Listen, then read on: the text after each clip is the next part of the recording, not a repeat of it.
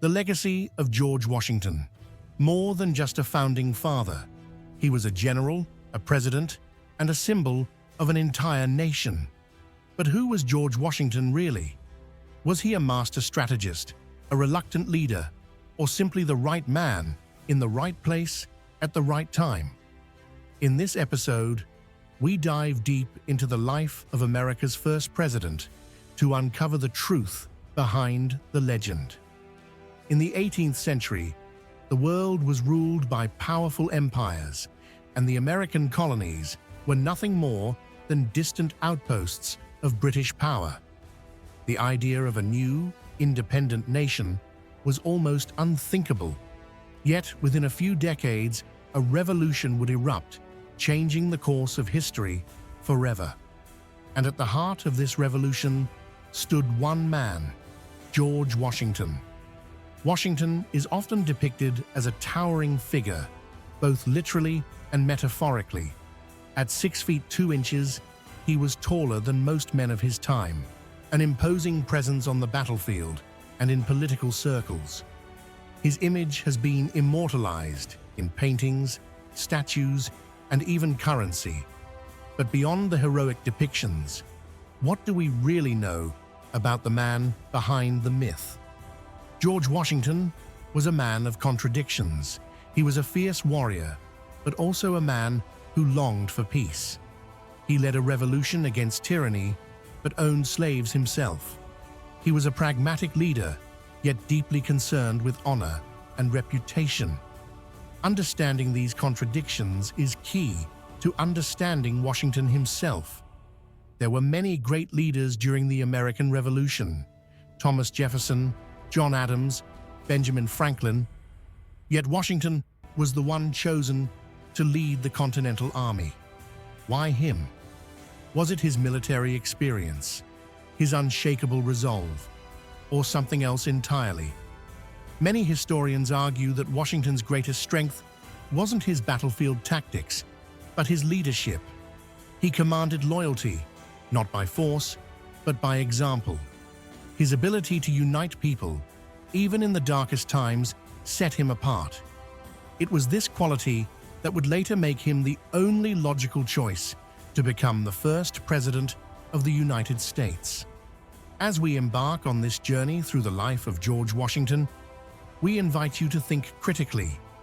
Was Washington truly the indispensable man, or would history have found another leader in his place? Could America have been born without him? Stay with us as we explore his early life, his rise to power, and the monumental challenges he faced along the way. This is the story of George Washington, the man who shaped a nation.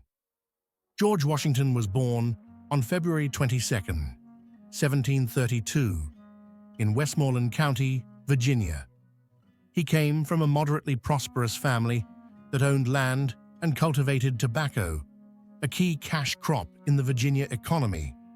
His father, Augustine Washington, was a planter and a justice of the peace, while his mother, Mary Ball Washington, played a significant role in shaping his early life after his father's death in 1743. With his father's passing, young George was deprived of the opportunity to study in England, a privilege that some of his older half-brothers enjoyed.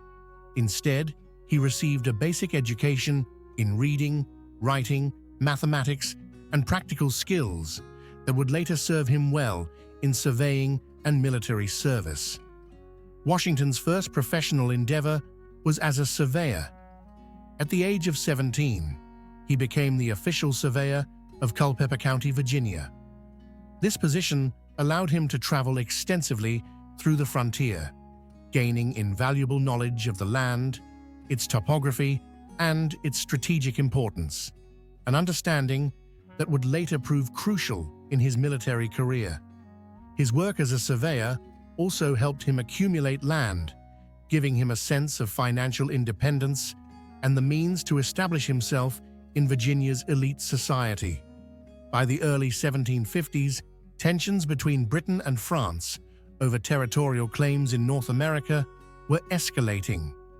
In 1752, Washington's half-brother, Lawrence, who had served in the British colonial militia, died of tuberculosis, leaving George with an avenue into military service.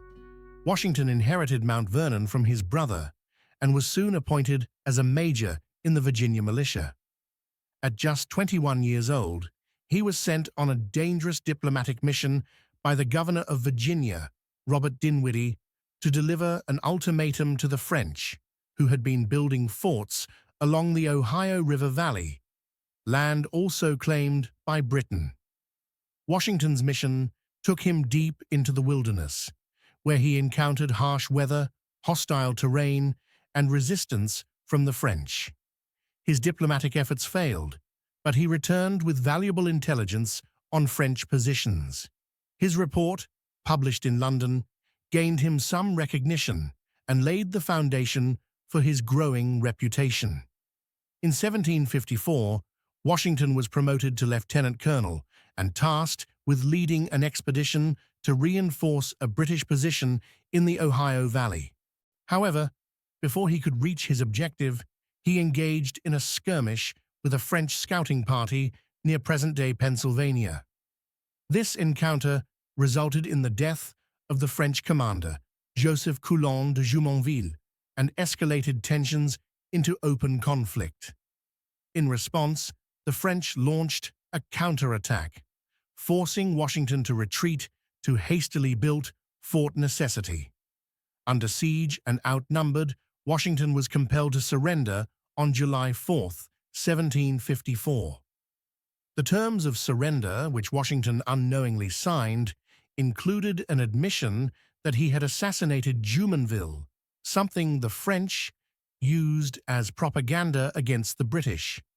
Despite the humiliation of Fort Necessity, Washington gained crucial battlefield experience. He learned firsthand about the challenges of commanding troops, the importance of supply lines, and the necessity of discipline. More importantly, he developed a deep resentment toward the British military hierarchy.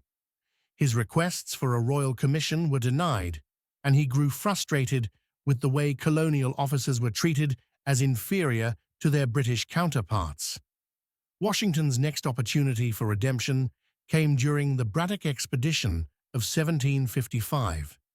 He served as an aide-de-camp to British General Edward Braddock in a campaign to capture Fort Duquesne from the French.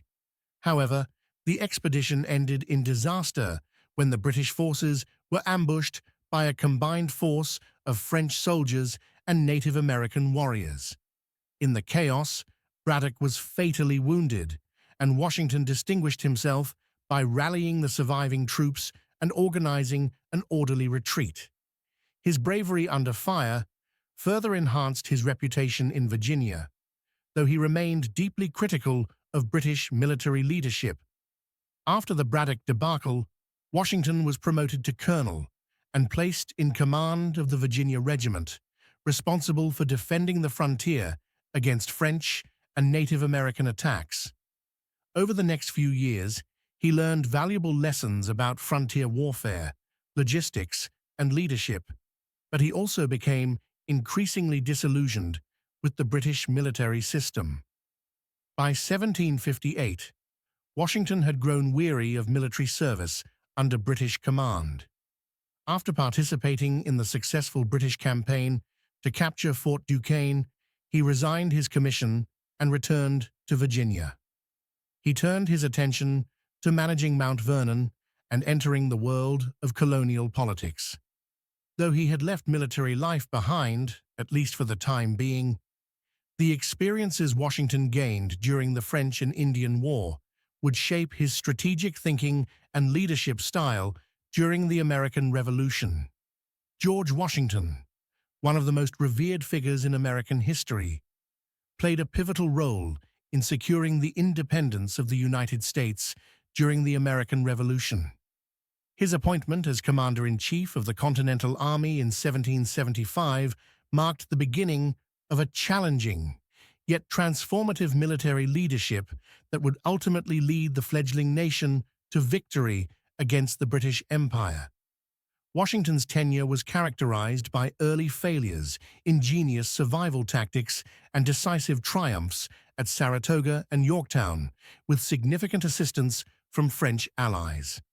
This essay explores these critical aspects of Washington's military career, shedding light on how his leadership shaped the course of the Revolution. On June 15, 1775, the Second Continental Congress unanimously appointed George Washington as Commander-in-Chief of the Continental Army, a decision that reflected both his reputation and the dire need for a unifying military leader. At the time, the American colonies were embroiled in escalating tensions with Britain. Following the battles of Lexington and Concord in April 1775, Washington, a Virginia planter and veteran of the French and Indian War, brought a rare combination of military experience, political acumen, and personal integrity to the role. His service as a colonel in the Virginia militia and his leadership during the war against the French had earned him respect among his peers, while his presence as a delegate at the Continental Congress demonstrated his commitment to the patriot cause. Washington's appointment was not without its complexities.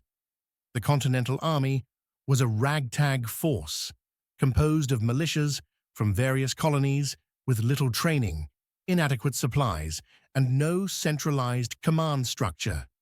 Accepting the position, Washington famously refused a salary, requesting only that his expenses be covered, a gesture that underscored his selfless dedication. On July 3, 1775, he assumed command in Cambridge, Massachusetts, outside Boston, where he faced the immediate task of organizing this disparate group into a cohesive fighting force capable of challenging the disciplined British Army. Early failures, New York, 1776, and Brandywine, 1777. Washington's early tenure as Commander-in-Chief was marked by significant setbacks that tested his resolve and strategic ingenuity. One of the first major challenges came in 1776 during the New York campaign. Following the successful siege of Boston, where Washington forced the British to evacuate in March 1776, the British shifted their focus to New York City, a strategically vital port. General William Howe, commanding the British forces, launched a massive invasion in August 1776, with a well-equipped army and naval support. Washington, hampered by a lack of troops and resources, attempted to defend Manhattan and Brooklyn, but was outmaneuvered. The Battle of Long Island on August 27, 1776, was a crushing defeat for the Continental Army. British forces overwhelmed Washington's troops, who suffered heavy casualties and were nearly trapped. However, Washington's leadership shone through in adversity. Under the cover of night and fog, he orchestrated a daring retreat across the East River, preserving the bulk of his army. Despite this escape, the subsequent loss of New York City and further retreats through New Jersey exposed Washington's vulnerabilities as a tactician against a superior foe. These defeats damaged morale and raised doubts about his leadership. Yet Washington's ability to keep his army intact demonstrated his resilience. Another significant setback occurred at the Battle of Brandywine on September 11, 1777. As British forces under Howe advanced toward Philadelphia, the Patriot capital, Washington positioned his army along Brandywine Creek in Pennsylvania to block their path. Poor reconnaissance and miscommunication among his officers allowed the British to outflank the Americans, leading to a disorganized retreat. Philadelphia fell to the British shortly after, marking another blow to the revolutionary cause. These early failures highlighted the Continental Army's inexperience and Washington's initial struggles to adapt to large-scale, conventional warfare. Despite these losses, Washington's greatest strength lay in his ability to maintain the Continental Army as a fighting force. He understood that the revolution's success depended not on winning every battle, but on outlasting British resolve. His strategy often prioritized evasion and survival over direct confrontation, a pragmatic approach given the disparity in resources.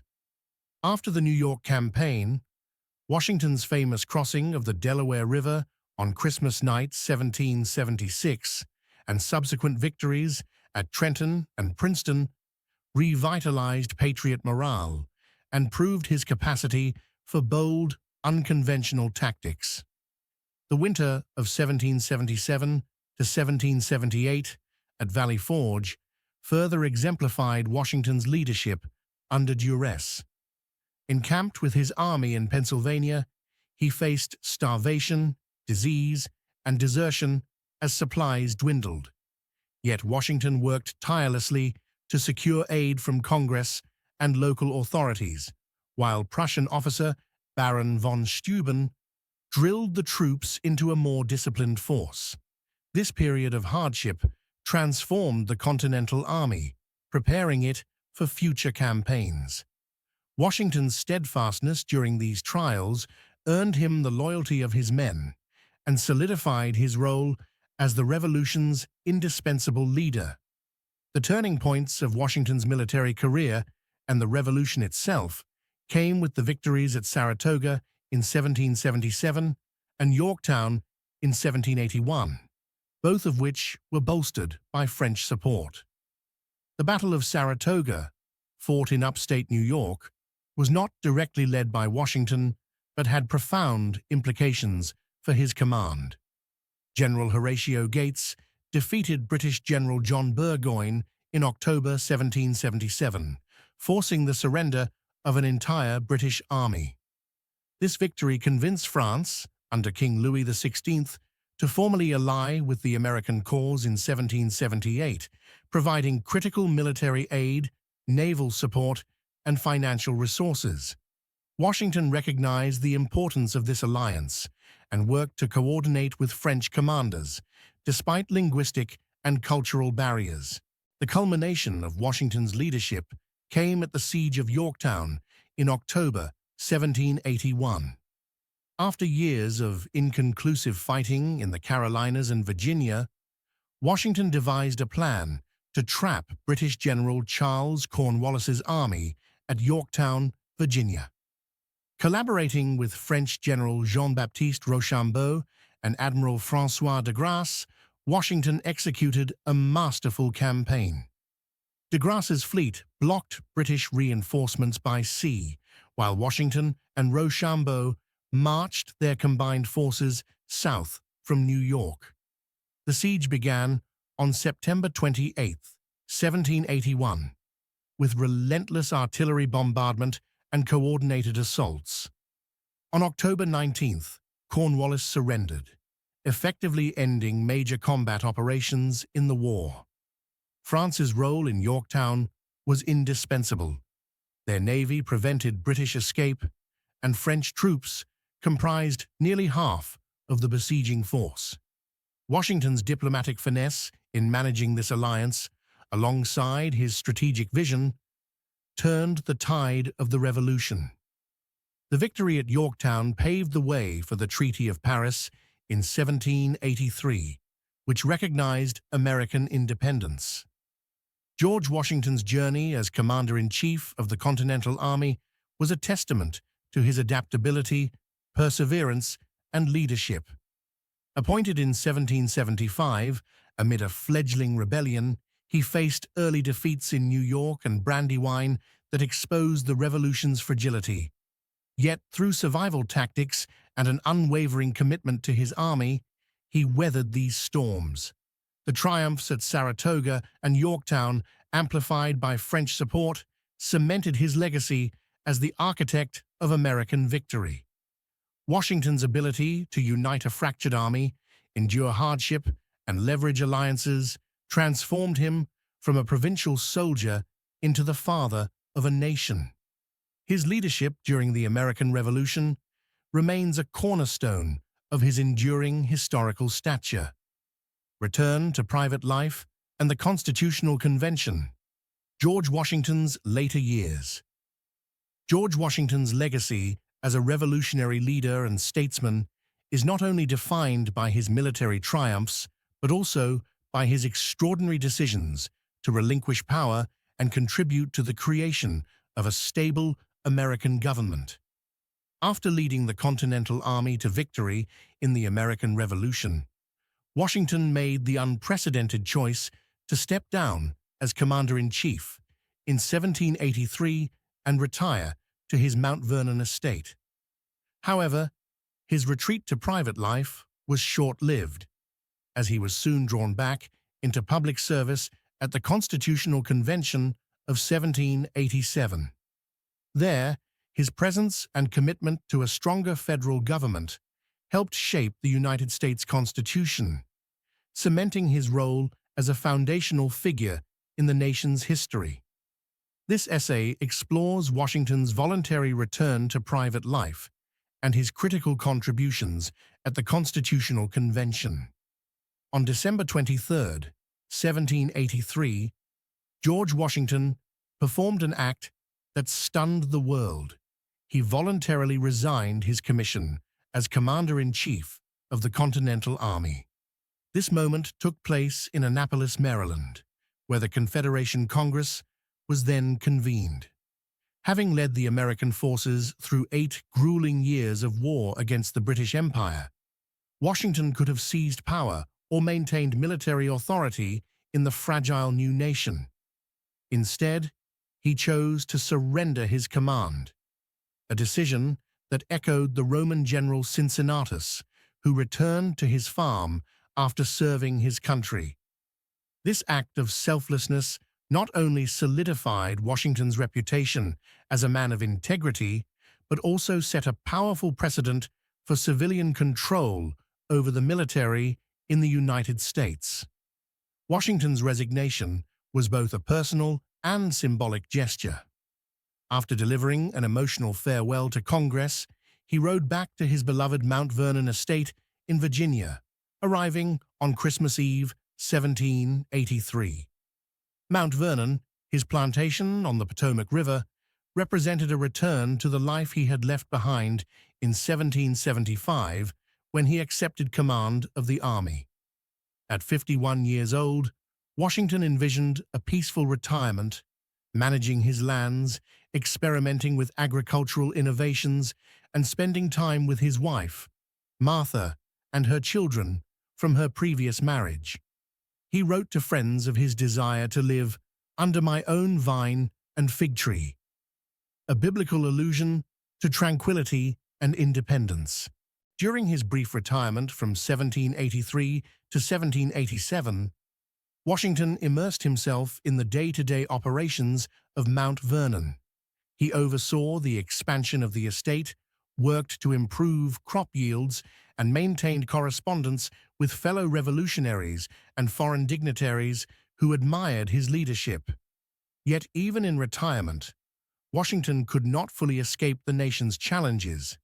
The Articles of Confederation, the United States' first governing document, proved woefully inadequate, lacking the power to tax, regulate commerce, or maintain a standing army.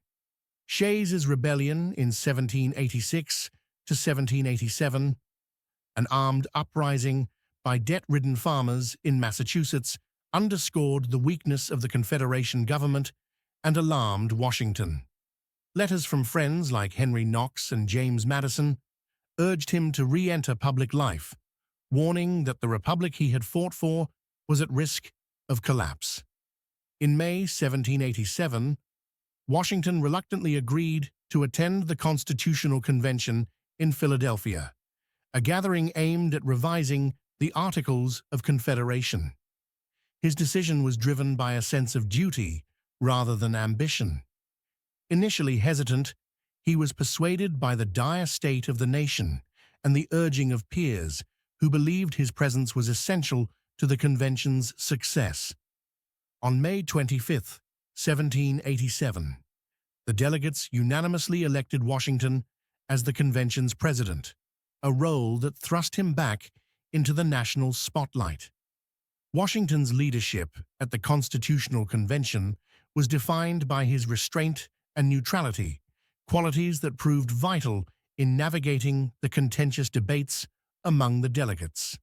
The convention was a gathering of brilliant but fractious minds.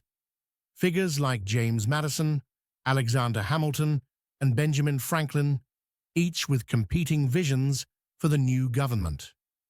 Small states clashed with large states over representation, while Northern and Southern delegates grappled with issues like slavery and trade.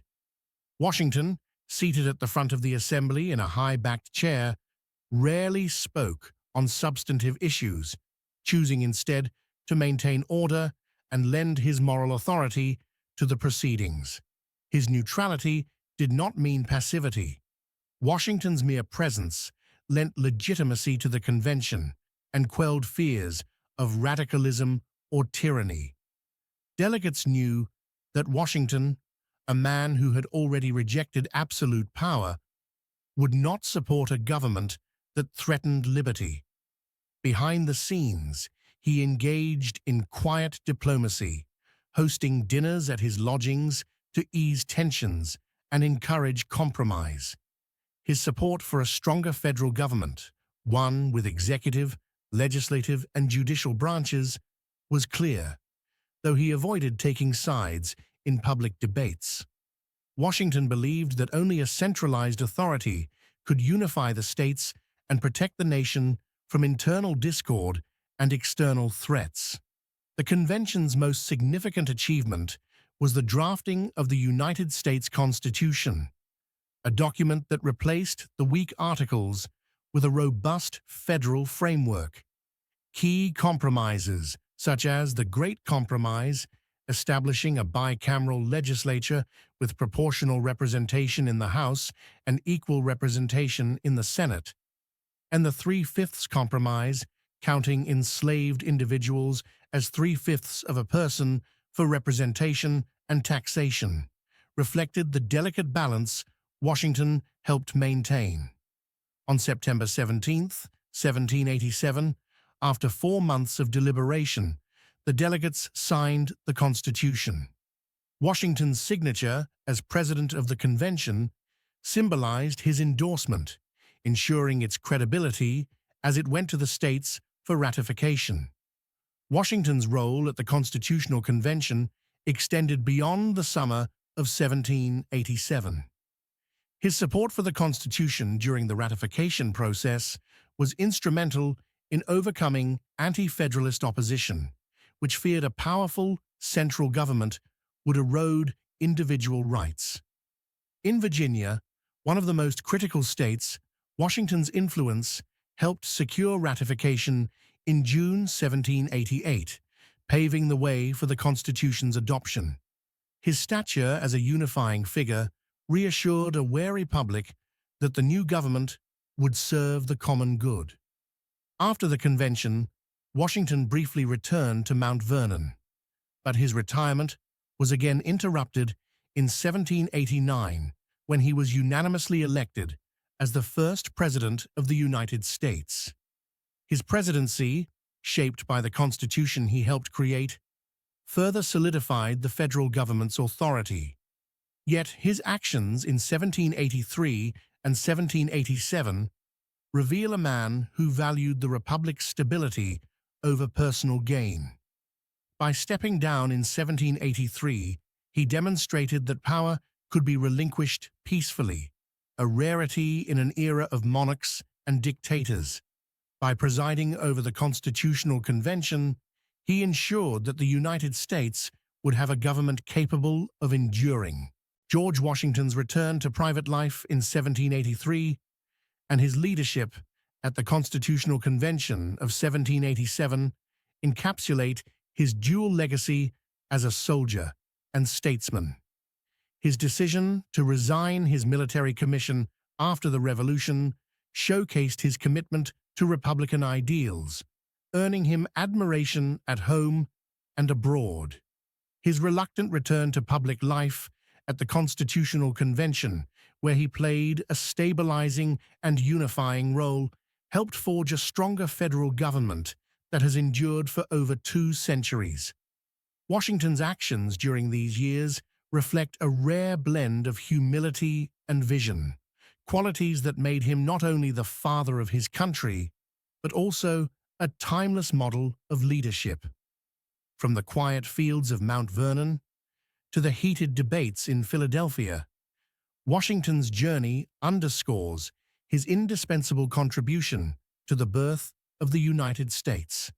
George Washington's election as the first President of the United States in 1789 marked the beginning of a monumental chapter in both his life and the history of the young nation. Having led the American colonies to independence and presided over the creation of the U.S. Constitution, Washington was uniquely positioned to guide the fledgling republic through its formative years. His presidency, spanning 2 terms from 1789 to 1797, required him to build a functioning government from the ground up, navigate the ideological divide between his key advisors Alexander Hamilton and Thomas Jefferson, and implement economic policies that would stabilize and strengthen the nation.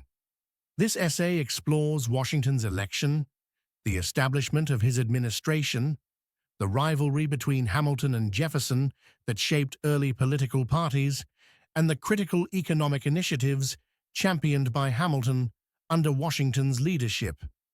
On April 6, 1789, George Washington was unanimously elected as the first President of the United States by the Electoral College, a testament to his unparalleled stature and the trust Americans placed in him. The Constitution, ratified in 1788, had established the framework for a federal government, but it was little more than a blueprint when Washington took office.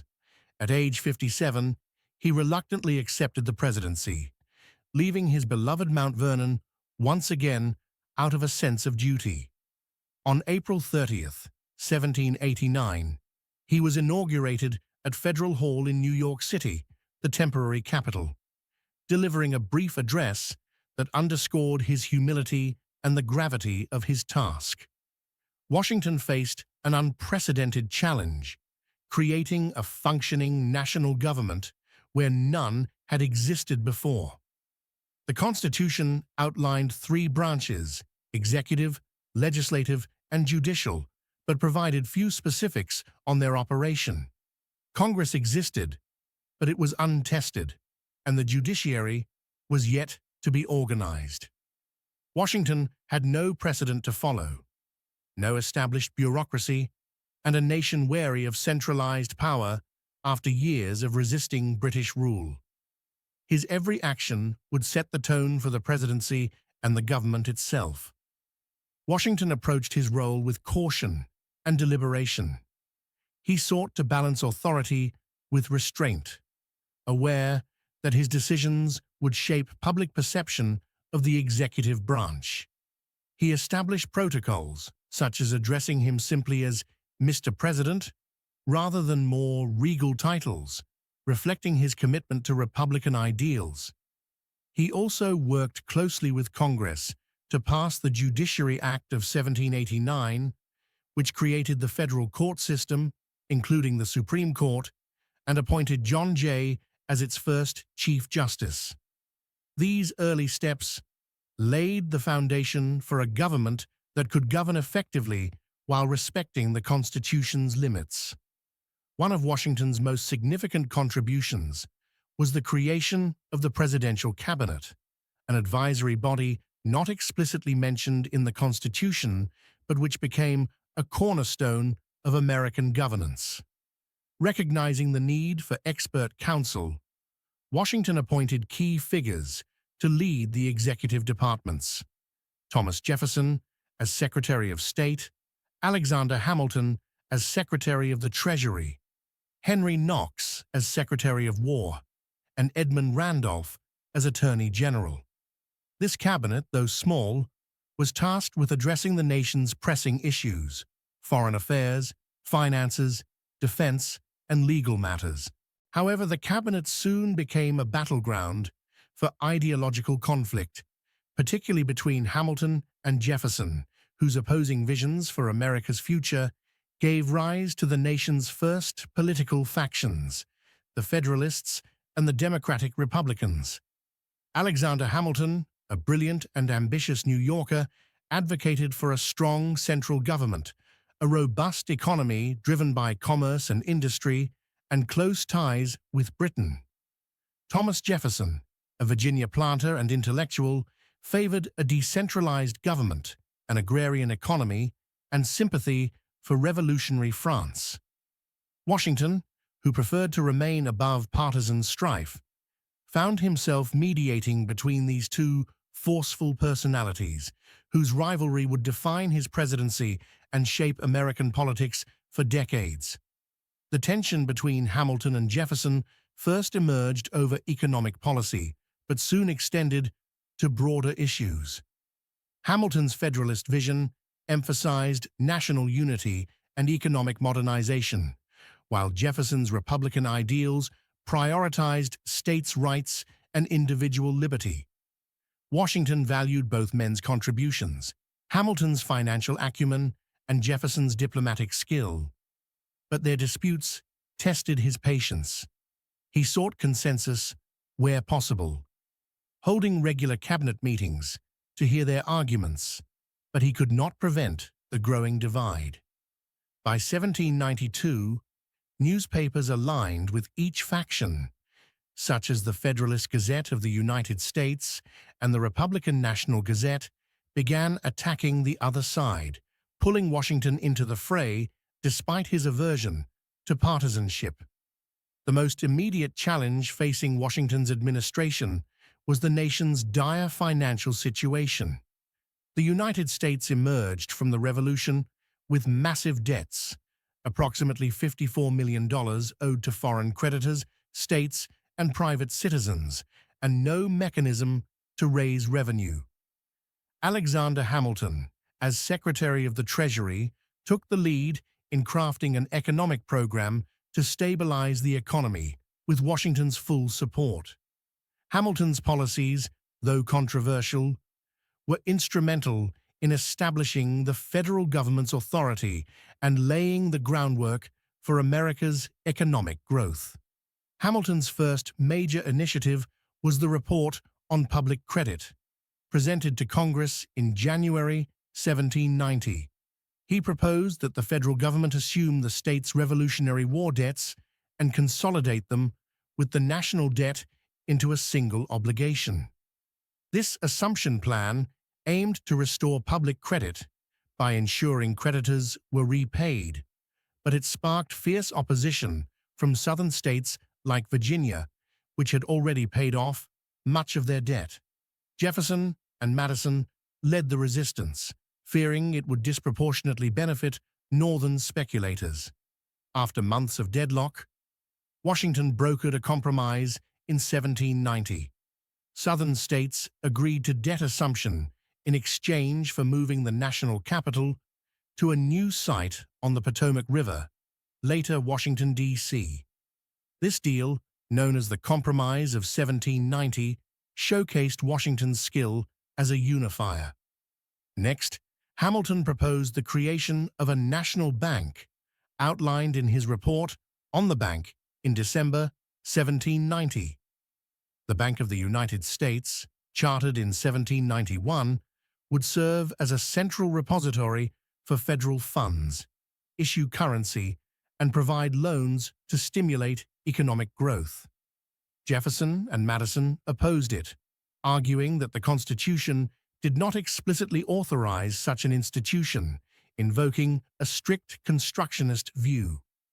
Hamilton countered with a loose constructionist interpretation, asserting that the necessary and proper clause justified the bank. Washington, after careful deliberation, sided with Hamilton and signed the bank bill into law, cementing the federal government's role in the economy. Hamilton's third major policy was a system of tariffs and excise taxes to generate revenue. His report on manufactures, 1791, advocated protective tariffs to encourage American industry, though Congress adopted only modest tariffs initially. More controversially, the whiskey tax of 1791, an excise on distilled spirits, aimed to raise funds but provoked outrage in western Pennsylvania, where farmers distilled surplus grain into whiskey. The resulting Whiskey Rebellion, 1794, tested Washington's resolve. He personally led a militia force to suppress the uprising, demonstrating the federal government's authority while also showing restraint by pardoning the leaders. This episode underscored the success of Hamilton's policies in establishing national power, even as it highlighted their divisive impact.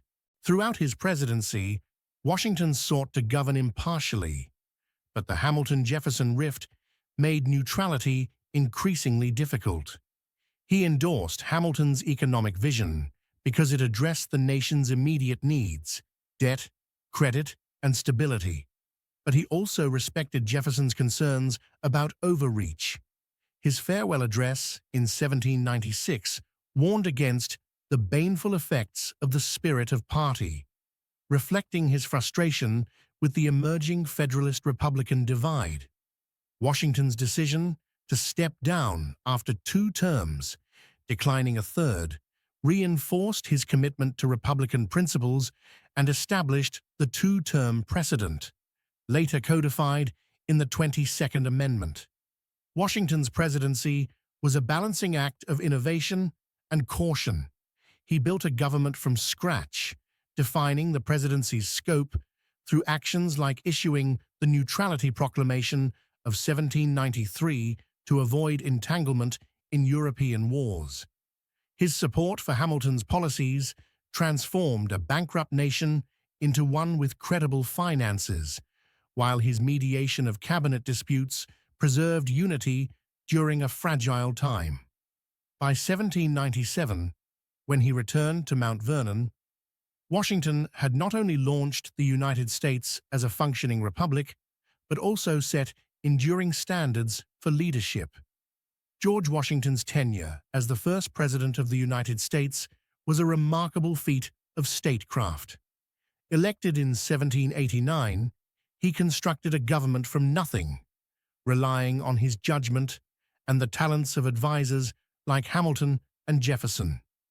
The cabinet he formed became a crucible for political conflict, with Hamilton's Federalist policies clashing with Jefferson's Republican ideals, yet Washington harnessed their rivalry to forge a stronger nation.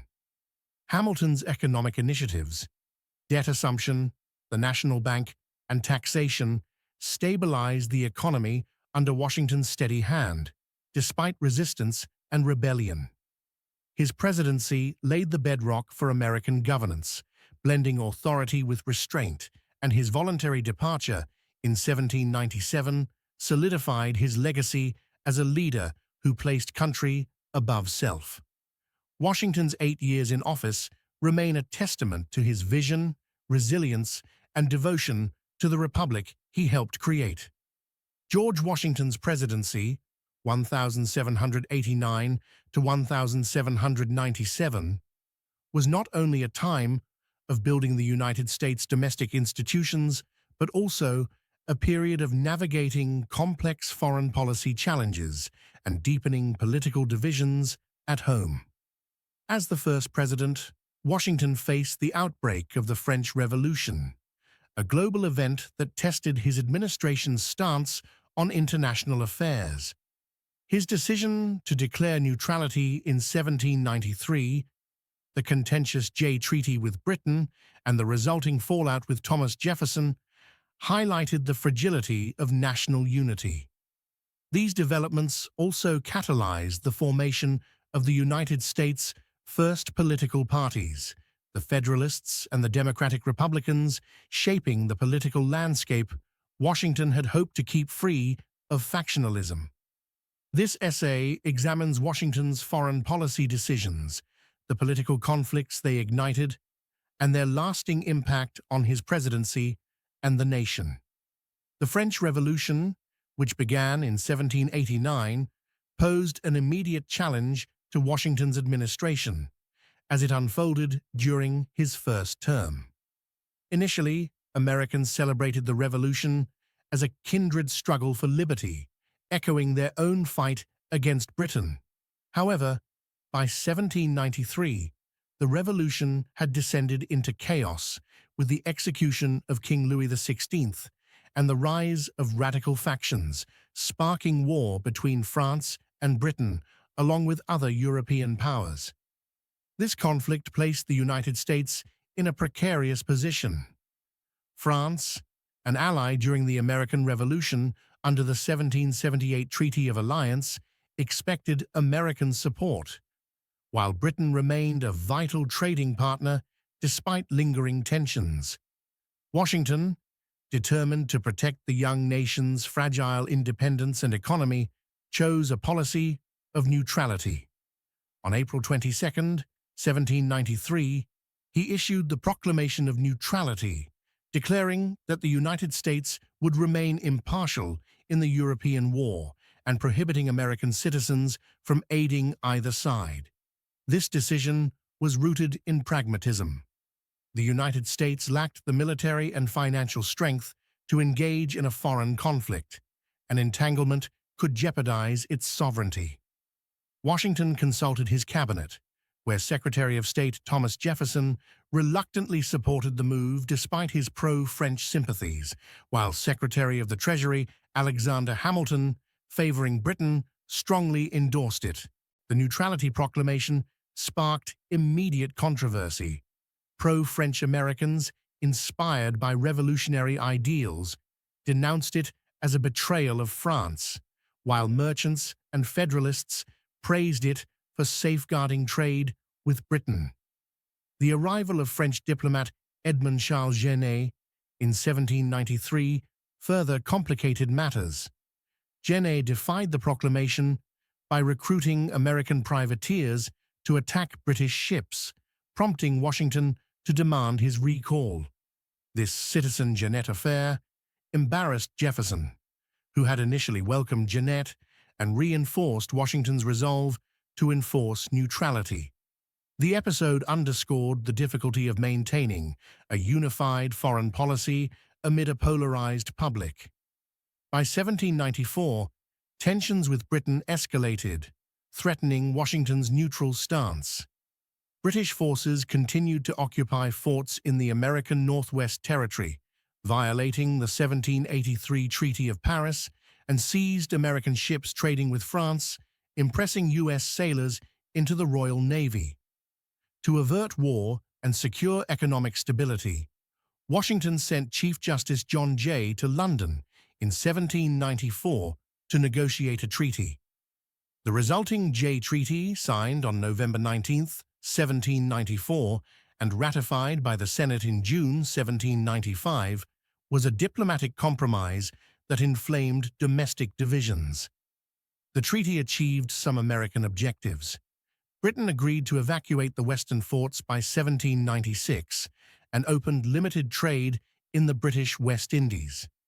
However, it failed to address impressment or secure compensation for enslaved people taken by British forces during the Revolution, concessions that outraged Southern planters. Critics, including Jefferson and his emerging Republican faction, condemned the treaty as a capitulation to Britain and a betrayal of France. Public protests erupted, with effigies of Jay burned in the streets, and Washington faced unprecedented criticism. The Jay Treaty deepened the rift between Washington and Jefferson. Jefferson, who resigned as Secretary of State in December 1793 but remained influential, viewed the treaty as evidence of Federalist favoritism toward Britain and a rejection of revolutionary ideals. He accused Hamilton, the treaty's chief defender, of undermining American sovereignty. Washington, though privately frustrated by the treaty's shortcomings, supported it as a necessary evil to avoid war and stabilize trade. His backing of Hamilton's position alienated Jefferson further, driving a personal and political wedge between the two men who had once collaborated in his cabinet. By 1795, their relationship had deteriorated, with Jefferson retreating to Monticello to rally opposition to Federalist policies. The treaty's fallout tested Washington's leadership. He weathered accusations of monarchism and endured a hostile press, including attacks from Republican newspapers like the Aurora. Yet, his decision to prioritize peace over popularity reflected his long-term vision for the nation's survival. The Jay Treaty, though divisive, succeeded in averting conflict with Britain and securing the frontier, achievements that bolstered American autonomy in the short term. The foreign policy debates of Washington's presidency crystallized the ideological divide between Hamilton's Federalists and Jefferson's Democratic Republicans, giving rise to the United States' first political parties. Washington had hoped to govern without factions, believing they undermined national unity, a sentiment he later articulated in his farewell address. However, the clashes over neutrality and the Jay Treaty made partisanship inevitable, as differing visions for America's future took root. The Federalists, led by Hamilton, emerged as advocates for a strong central government, industrialization, and pro-British policies. They drew support from northern merchants, urban elites, and those who prioritized economic stability. Hamilton's influence in Washington's administration, particularly on economic and foreign policy, solidified the Federalist agenda. The Democratic Republicans, spearheaded by Jefferson and James Madison, championed states' rights, an agrarian economy, and sympathy for France. Their base included Southern planters, small farmers, and those wary of centralized power. The Jay Treaty became a rallying cry for Republicans who saw it as proof of Federalist elitism and Anglophilia. These factions extended beyond the cabinet into Congress and the public sphere. By 1796, party lines hardened, with Federalists controlling the Senate and Republicans gaining ground in the House. Elections became contests between the two groups, and newspapers amplified their rivalry. Federalist outlets like the Gazette of the United States clashed with Republican ones like the National Gazette. Washington, caught in the middle, grew dismayed by the rancor. His farewell address in September 1796 warned against the baneful effects of the spirit of party, urging Americans to prioritize unity over division. Yet his pleas could not halt the momentum of partisanship, which became a defining feature of American democracy. Washington's foreign policy and the political conflicts it spawned left a complex legacy. His neutrality proclamation of 1793 established a precedent of non-intervention that guided U.S. policy for decades, protecting the nation from European wars during its infancy. The Jay Treaty, though unpopular, bought time for the United States to strengthen itself, proving Washington's foresight in placing survival above short-term approval. His ability to maintain authority amid growing dissent showcased his resilience, even as it strained his relationships with figures like Jefferson. The rise of political parties, while contrary to Washington's wishes, reflected the inevitable evolution of a free society. His presidency bridged the gap between revolutionary ideals and practical governance, providing stability during a turbulent transition. When he left office in March 1797, returning to Mount Vernon, Washington handed over a nation more secure but more divided than when he began. His leadership during these crises, balancing principle with pragmatism, ensured the United States endured its early tests, cementing his place as a unifying figure in a fracturing republic. George Washington's presidency was a crucible of foreign policy challenges and political strife. The French Revolution forced him to assert neutrality in 1793, a decision that preserved American independence but stirred domestic unrest. The Jay Treaty with Britain, while averting war, deepened his rift with Jefferson and fueled public outrage, exposing the limits of his unifying influence. These controversies birthed the Federalist and Democratic Republican parties, institutionalizing the divisions Washington had sought to avoid. Through it all, his steady hand guided the nation, prioritizing its long-term stability over personal popularity. Washington's navigation of these turbulent years, marked by both triumphs and tensions, underscored his indispensable role as America's first leader, shaping a government and a political system that would endure beyond his lifetime. George Washington's decision to step down from the presidency after 2 terms in 1797 marked a defining moment in American history, establishing a precedent of limited executive tenure that shaped the nation's democratic ethos. His farewell address, a capstone to his public career, offered wisdom and warnings about the dangers of political division, reflecting his deep concern for the republic he had helped create.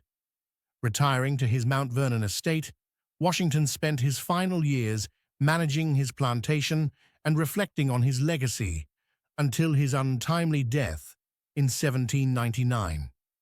This essay explores Washington's voluntary resignation, the significance of his parting words, and the quiet yet poignant conclusion of his life. By 1796, George Washington, at age 64, had served 8 years as the first President of the United States, steering the nation through its infancy with unparalleled dedication. His leadership had solidified the federal government, stabilized the economy, and navigated treacherous foreign policy waters. Yet, despite his popularity, many Americans would have supported him for a 3rd term. Washington chose to retire. This decision, announced in his farewell address, published on September 19, 1796, was both a personal choice and a deliberate act of statesmanship. Washington's reluctance to serve beyond 2 terms stemmed from several factors.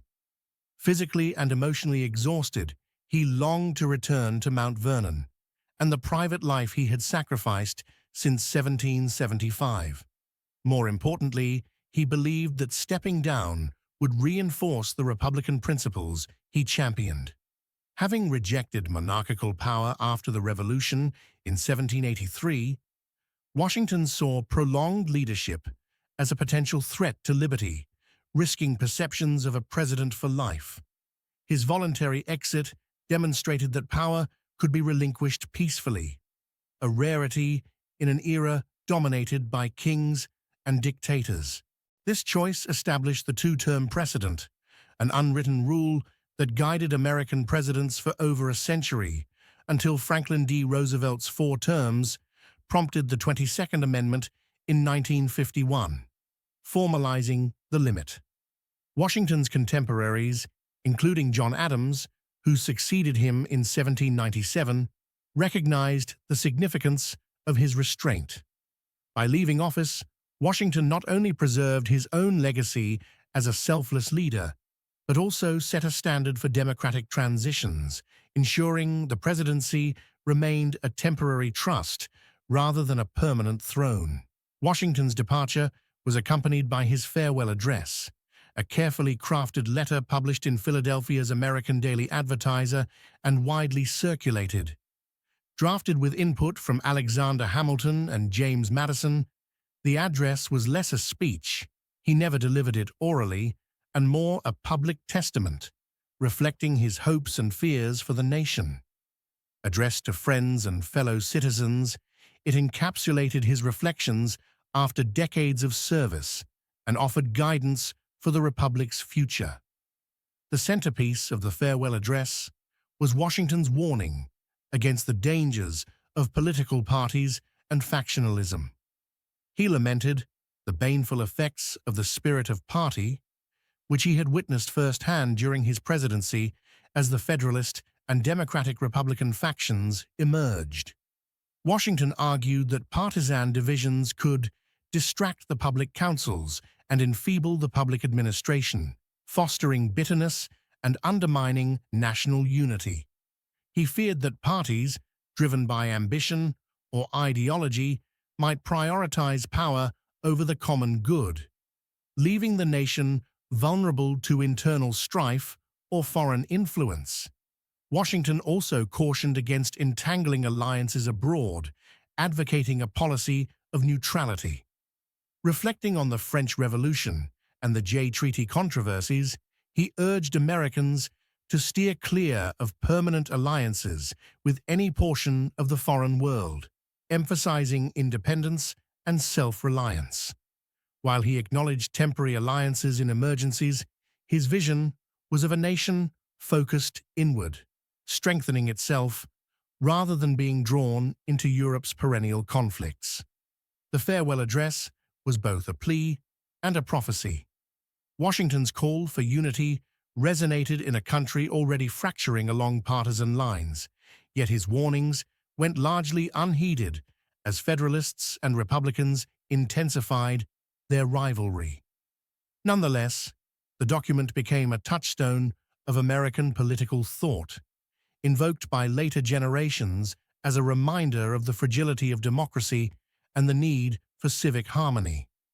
After leaving office on March 4, 1797, Washington returned to Mount Vernon, his Virginia estate, with his wife, Martha. At 65, he embraced the role of a gentleman farmer, eager to reclaim the quiet life he had cherished before public service consumed his days. Mount Vernon, expanded during his presidency, became his sanctuary.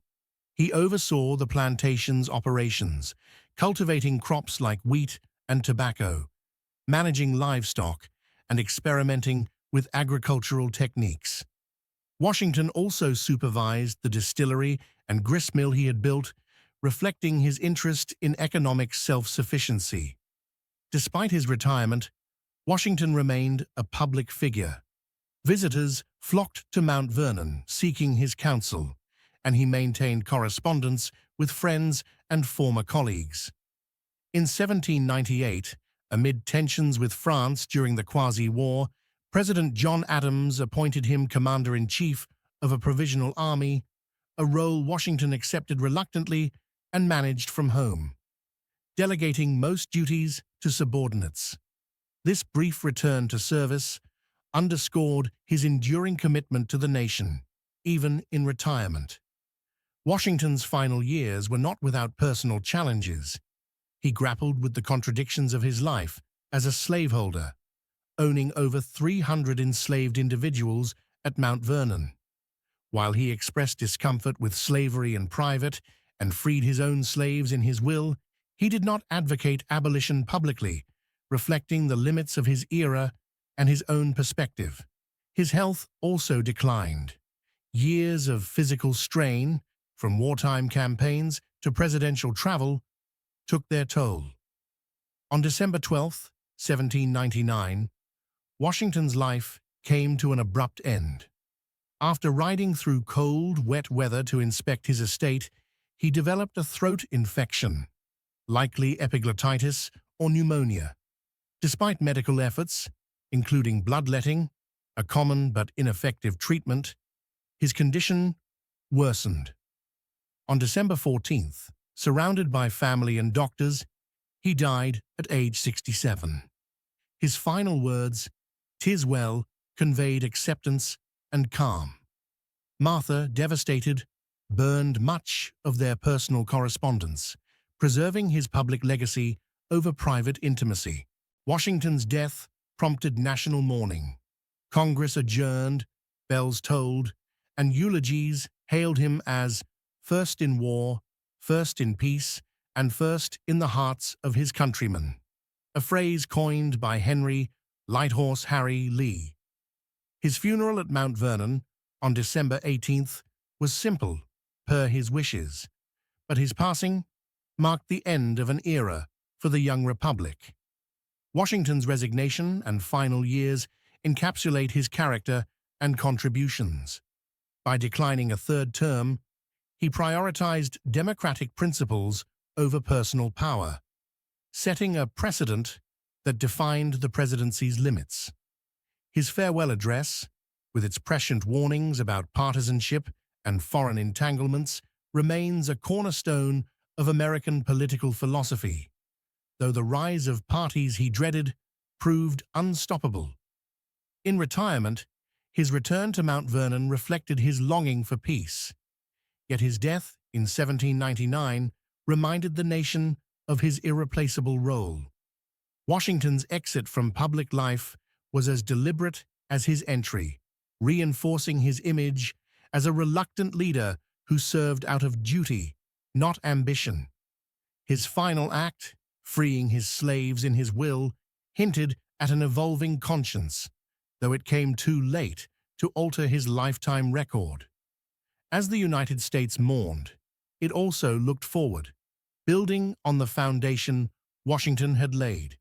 His life, from soldier to statesman to citizen, embodied the ideals of a republic he helped birth, ensuring his legacy as America's indispensable founder.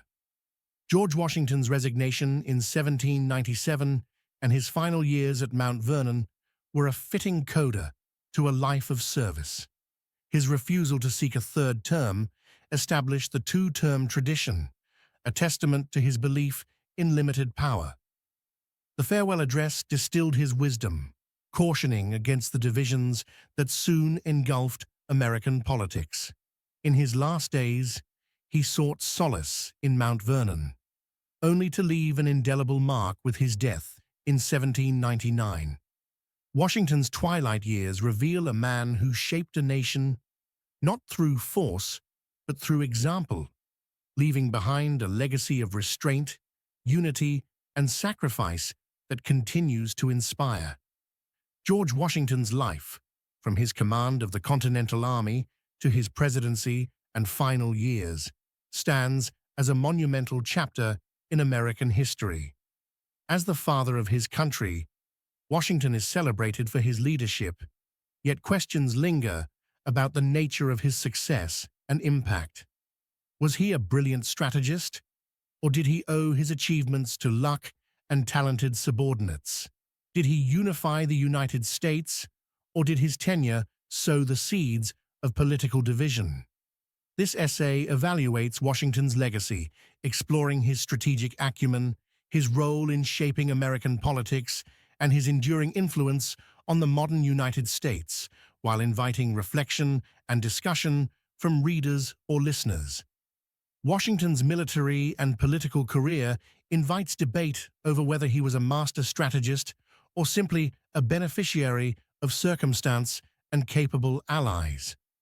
During the American Revolution, his record was mixed. Early defeats in New York, 1776, and Brandywine, 1777, exposed his inexperience in large-scale warfare, and he often struggled against the disciplined British Army. Critics argue that his survival owed more to British missteps, like General Howe's failure to pursue aggressively, than to his own brilliance. Yet Washington's ability to adapt, as seen in his daring Trenton Raid, 1776, and the decisive Yorktown Campaign, 1781, suggests a strategic mind at work. His greatest strength may have been endurance rather than tactical genius. Washington understood that keeping the Continental Army intact was more critical than winning every battle, a strategy of attrition that outlasted British resolve. He relied heavily on skilled generals, Nathaniel Greene, Henry Knox, and the French commander Rochambeau, whose contributions were vital at Saratoga and Yorktown. Luck played a role too. French intervention and favorable weather during his Delaware crossing were beyond his control.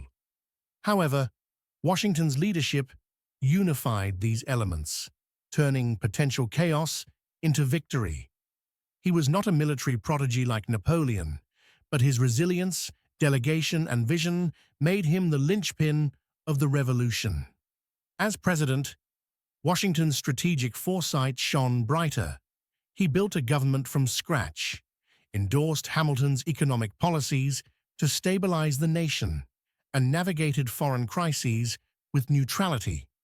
His decisions, like the Jay Treaty, were pragmatic, not always popular, but they preserved America's independence. While aided by brilliant advisors like Hamilton and Jefferson, Washington's judgment in balancing their views and maintaining authority amid dissent was his own. He was neither a lone genius nor a passive figurehead. His success stemmed from a blend of strategy, adaptability, and the fortune to lead talented teams. Washington's role in American politics is equally complex. He is often hailed as a unifier, a figure whose stature bridged regional and ideological divides. His unanimous election in 1789 reflected national trust, and his presence at the Constitutional Convention lent legitimacy to the new government. As president, he sought to govern above partisanship, mediating between Hamilton's Federalists and Jefferson's Republicans to forge a functional administration. His farewell address pleaded for unity, warning against the spirit of party that threatened the Republic. Yet, paradoxically, Washington's presidency witnessed the birth of political division. The Hamilton-Jefferson rivalry, exacerbated by policies like the National Bank and the Jay Treaty, crystallized into the Federalist and Democratic-Republican parties. Washington's alignment with Hamilton's vision, seen in his economic and foreign policy choices, alienated Jefferson and fueled Republican opposition. Critics accused him of favoring Northern elites over Southern agrarians, deepening sectional tensions. His suppression of the Whiskey Rebellion, 1794, while asserting federal authority, angered Western farmers, highlighting class divides. Was Washington a cause of this schism? Not directly. He deplored factionalism and strove for consensus, but his decisions inevitably favored one side, reflecting the impossibility of governing a diverse nation without conflict. His unifying intent clashed with the reality of a pluralistic society where his authority could not suppress emerging differences. Ultimately, Washington was both a unifier who held the nation together during its fragile infancy and an unintentional catalyst for the partisan system that defined American politics. Washington's legacy is woven into the fabric of the United States, influencing its institutions, values, and identity. His military triumph secured independence, while his presidency established enduring precedents. The two-term limit, until codified in 1951, civilian control of the military, and a balanced executive authority. His farewell address remains a touchstone, its warnings about partisanship and foreign entanglements echoing in debates over polarization and isolationism today. His personal qualities, integrity, duty, restraint, set a standard for leadership. Washington's voluntary resignations in 1783 and 1797 demonstrated that power could serve the public good, not personal ambition, a principle that distinguishes democratic governance. The capital city bearing his name, along with countless monuments and holidays like President's Day, reflects his symbolic centrality. Even his flaws, his ownership of enslaved people and reluctance to confront slavery head-on, shape modern discourse, prompting reflection on America's complex history. In contemporary America, Washington's influence persists in the tension between unity and division. His vision of a cohesive nation inspires calls for bipartisanship, yet the partisan divide he feared has only deepened, suggesting the limits of his ideal in a diverse democracy. His emphasis on national sovereignty resonates in foreign policy debates, from neutrality to global engagement. Washington's life remains a mirror for Americans, reflecting both their aspirations and their struggles. George Washington's life defies simple categorization. He was a strategist whose perseverance and judgment turned fortune and talent into triumph, not merely a lucky figurehead. In politics, he unified a nascent nation while inadvertently nurturing the divisions that define its system, a duality born of his era's challenges. His legacy, practical, moral, and symbolic, continues to shape modern America, offering lessons in leadership, unity, and the complexities of power. Was Washington's greatness overstated, or does his ability to navigate chaos deserve more credit? Did his unifying efforts outweigh the divisions he could not prevent? His story invites us to ponder these questions. I encourage you, the audience, to share your thoughts. Was he a visionary architect of America, a product of his time, or both? Leave your comments below, or discuss with others. Your perspectives enrich our understanding of this towering figure. Washington's life, like the nation he helped build, thrives in the dialogue it inspires. Please let us know in the comments section. Thank you very much for watching.